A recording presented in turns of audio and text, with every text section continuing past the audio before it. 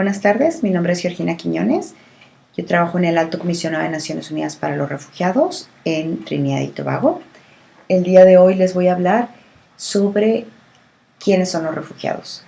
Y para poder entender quiénes son los refugiados, es importante conocer qué es la protección internacional y de dónde nace el derecho al asilo. Bien, la protección internacional se da cuando un Estado no puede proteger a un nacional contra amenazas graves a su vida, libertad y seguridad, o a sufrir trato cruel, inhumano y degradante, o ser víctima de tortura, o bien sufrir situaciones, por ejemplo, de esclavitud. Cuando un Estado no puede proteger a una persona en su propio territorio y esta persona se ve forzada a salir del país y buscar protección en otro estado, a eso se le llama protección internacional. Y existen para ello, para poder, regular cómo debe darse esta protección internacional, existe un instrumento internacional conocido como la Convención sobre el Estatuto de los Refugiados de 1951, que es es el instrumento que pone todas las disposiciones necesarias para poder brindar una protección internacional con base en el reconocimiento de la condición de refugiado. El derecho al asilo nace del artículo 14 de la Declaración Universal de los Derechos Humanos.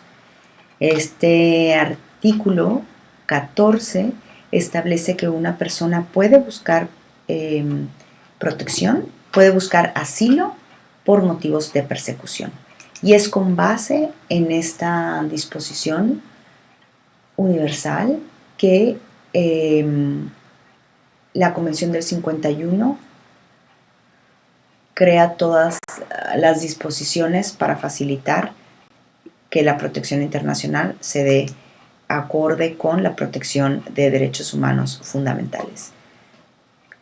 La definición de 1951 establece criterios para poder hacer la determinación de si una persona es o no refugiado.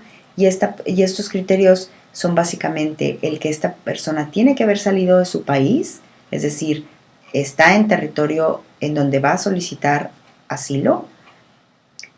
La razón de esa salida tiene que ser por motivos por temores fundados de persecución, y esta persecución tiene que ser originada por motivos de raza, nacionalidad, opinión política, pertenencia a determinado grupo social o religión. Esta persecución también tiene que darse porque debe establecerse porque el Estado del que la persona es nacional no quiere o no puede brindar esa protección. ¿Cuándo no puede brindarla? Cuando no tiene la capacidad, cuando el agente de persecución quizás es más poderoso, o porque no hay instituciones gubernamentales sólidas o confiables. El sistema de justicia puede no funcionar de tal forma que brinde protección a los ciudadanos. O bien puede no tener la voluntad, que estas circunstancias se dan cuando el agente de persecución es el propio Estado. También existe en el contexto de las Américas otra definición, que es la que se conoce como definición ampliada. Es la definición de Cartagena. Y esta definición se enfoca en circunstancias en el país de origen. Es decir, se crea esta definición para extender la protección que ofrece la definición de la Convención del 51, pero lo que establece es que una persona también puede ser refugiada por circunstancias que amenazan su vida, libertad y seguridad, por situaciones de violencia generalizada, de agresión extranjera, de conflictos internos, o por violaciones masivas a derechos humanos u otras circunstancias que perturban gravemente el orden público. Estas definiciones entonces definen quién es un refugiado. Y es importante identificar que una persona refugiada o un solicitante de asilo tienen una necesidad de protección, de no ser devueltos a su país de origen. Esta característica los distingue de cualquier otro migrante. Es decir, una persona que sale de su país por inspiraciones económicas, es una persona que al ser devuelto de su país no va a enfrentar un temor fundado de persecución. No va a enfrentar riesgos a su vida o a su seguridad física. En cambio, los refugiados no pueden volver por esta razón, o los solicitantes de asilo, a quienes también se les brinda la protección internacional desde el momento en que se acercan a un territorio distinto al donde habituaban, donde residían habitualmente, y no pueden ser regresados porque cuando son solicitantes su procedimiento está en curso y aún no se ha determinado si enfrentan o no un riesgo grave o una violación, una amenaza a una violación grave, a un derecho fundamental grave. El derecho internacional de los refugiados se compone entonces del derecho internacional de los derechos humanos, del derecho humanitario, del derecho penal internacional. El derecho internacional de los derechos humanos establece algunos derechos como no derogables, es decir, no hay justificación porque uno de estos derechos pueda violarse, es decir, el derecho a la vida, el derecho a la libertad y a la seguridad de la persona, a no ser sujeto de trato cruel, inhumano y degradante, al reconocimiento de una persona frente a la ley.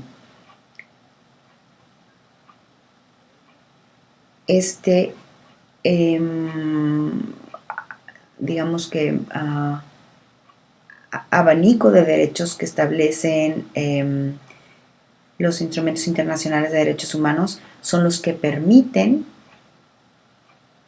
establecer si una persona sufre realmente o va a sufrir una persecución. Es ahí cuando se conecta el derecho internacional de los refugiados con el derecho internacional de los derechos humanos. Y el derecho internacional humanitario también provee interpretaciones para aplicar principalmente la definición de Cartagena, que es aquella definición que se enfoca en las circunstancias del país. Sin embargo, la interpretación de la Declaración de Cartagena no está necesariamente limitada a las interpretaciones o los preceptos que se establecen en el derecho internacional humanitario. Hay nuevas interpretaciones que permiten responder a las necesidades de protección que se presentan actualmente en contextos como, por ejemplo, el centroamericano.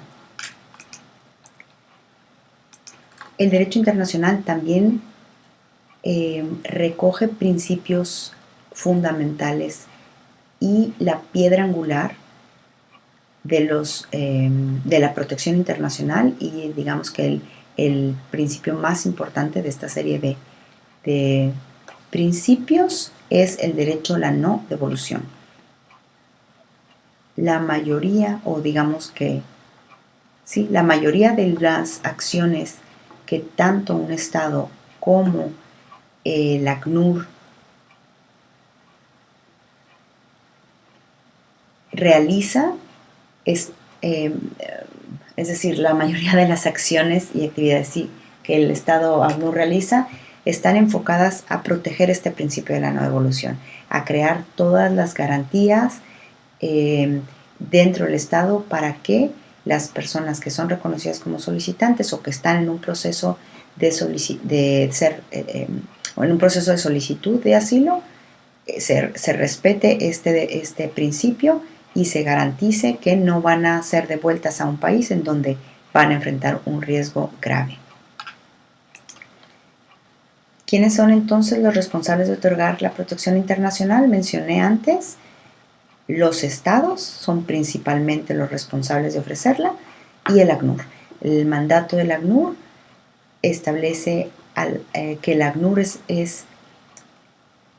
tiene la atribución o es el responsable de velar por que la Convención del 51 se aplique debidamente o se establezcan todas las medidas necesarias en un país para que la protección que se ofrezca sea conforme a los estándares que establece la definición del 51. Bueno, en esta segunda parte vamos a ver cómo se aplica la protección internacional. La protección internacional a refugiados debe componer lo siguiente. Primero, que exista un proceso para permitir el acceso a un país y para que una persona pueda acceder a un procedimiento de determinación de la condición de refugiado.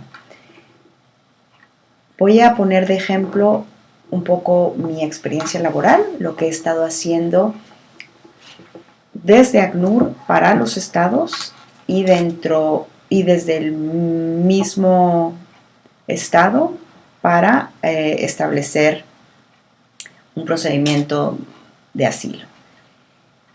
Existen medidas que pueden adoptarse cuando se trata de facilitar la accesibilidad al procedimiento de asilo. Es decir, desde ACNUR lo que se ofrece es capacitar a las autoridades migratorias, sensibilizarlas, entrenarlas para poder identificar quién es una persona con necesidades de protección internacional, quién puede ser potencialmente un solicitante de asilo, crear herramientas que permitan identificar, pero también canalizar al procedimiento, no importa que el procedimiento sea bajo mandato del ACNUR o lo lleve el propio Estado. Facilitar que, por ejemplo, solicitudes de niños sean atendidas debidamente, haya una persona designada desde el momento que pueda abogar por el menor y puedan presentar una solicitud, o bien una autoridad migratoria podría tener la atribución de identificar a un niño y canalizarlo al procedimiento de asilo. Hay varias medidas para promover el que se conozca el derecho de asilo, como por ejemplo crear pósters, hacer folletos informativos, crear videos, promocionar en páginas del gobierno la posibilidad de recurrir al procedimiento de asilo, etc. Luego, una segunda, condición que debe existir en un país que garantice la protección internacional es que se establezca un procedimiento para determinar la condición de refugiado. Hay ahorita en la región latinoamericana una iniciativa que es una iniciativa de calidad que se conoce como CAI, Quality Assurance Initiative, y esta iniciativa lo que propone es que todos los procedimientos de asilo establezcan los derechos básicos del debido proceso. Es decir, que una persona tenga derecho a ser escuchado en una entrevista, que se le proporcione un intérprete si es necesario, o que se igualen las circunstancias para que pueda presentar la reclamación en condiciones de igualdad. Es decir, si se trata de un menor, que este menor tenga un representante que pueda ayudarlo a tener la capacidad de presentar su solicitud, que la persona que tome la decisión sea una persona que esté entrenada, capacitada, que tenga experiencia, que sea un experto en investigación, en interpretar la ley o la definición correcta de la definición de la Convención del 51, que pueda tomar una decisión con base en elementos objetivos, que esta decisión sea imparcial, que la persona tenga el derecho de conocer en una entrevista cuáles son los aspectos que están en contra de su reclamación de asilo y tener la oportunidad de explicar o defender su caso, que exista la posibilidad de preparar esta entrevista y que exista un sistema de apelación, que una decisión que ha sido tomada como negativa pueda llevarse a una segunda instancia y puedan tener la oportunidad de revalorar el caso, o más bien de identificar errores que se hayan cometido que llevaron a una decisión negativa. Estos son como aspectos básicos que deben considerarse en un procedimiento de asilo y que forman parte de la protección internacional. Desde el ACNUR nosotros lo que hacemos es apoyar a los gobiernos a que hagan este análisis para valorar estas distintas etapas del procedimiento: el registro, la entrevista, la decisión escrita, el sistema, la segunda instancia, y ofrecemos capacitación, orientación técnica, acompañamiento, entrenamiento, diversas acciones que facilitan que el Estado pueda ofrecer un procedimiento eficaz y transparente. Entonces, hablamos de accesibilidad, hablamos de un procedimiento de determinación de la condición de refugiado transparente, justo, basado en principios del debido proceso. Luego también debe existir en un sistema de asilo un programa de asistencia, primero básica, que responda a las necesidades inmediatas de los solicitantes que llegan sin medios para subsistir, a veces solo con la ropa que traen, con familia. Y para esto hay programas en donde se trabaja en colaboración con organismos de la sociedad civil. Se ofrecen albergues para hospedar a las familias, se ofrecen despensas, se ofrecen acceso a instituciones de educación para que los niños, en lo que esté el procedimiento, puedan continuar estudiando. En los países en los que se permite trabajar, pues que también accedan a un trabajo y empiecen a ser un poco autosuficientes, por lo menos durante el proceso de determinación hasta que haya una decisión final.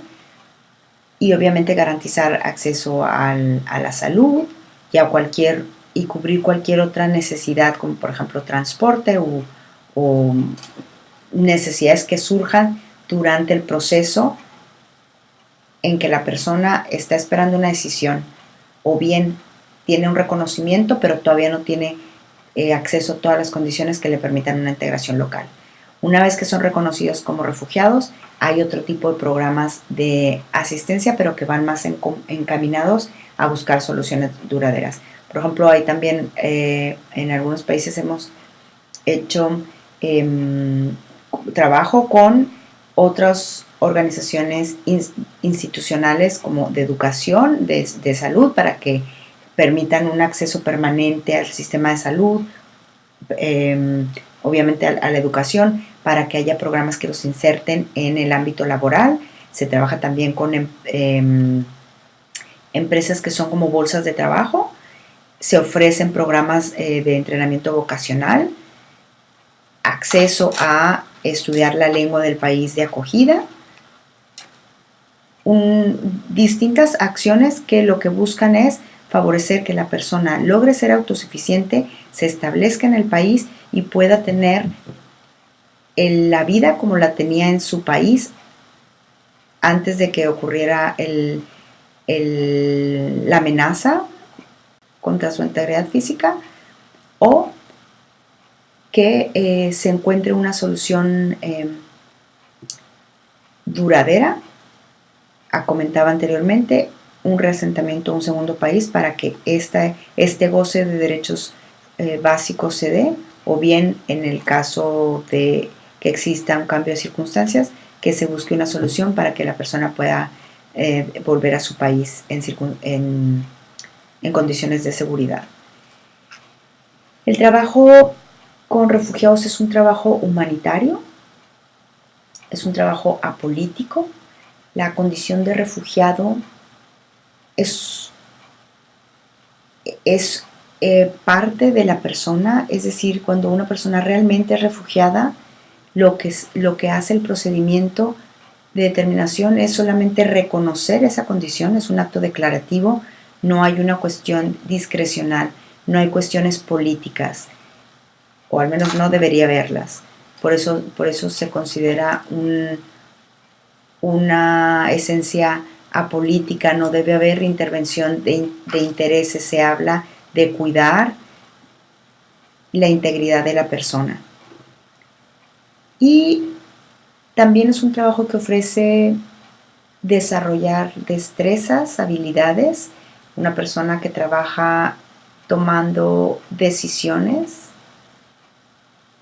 desarrolla habilidades analíticas, desarrolla un conocimiento mucho más profundo de los conflictos armados en el mundo, se vuelve un experto en materia de derechos humanos, se vuelve sociólogo, psicólogo, escritor, un buen investigador.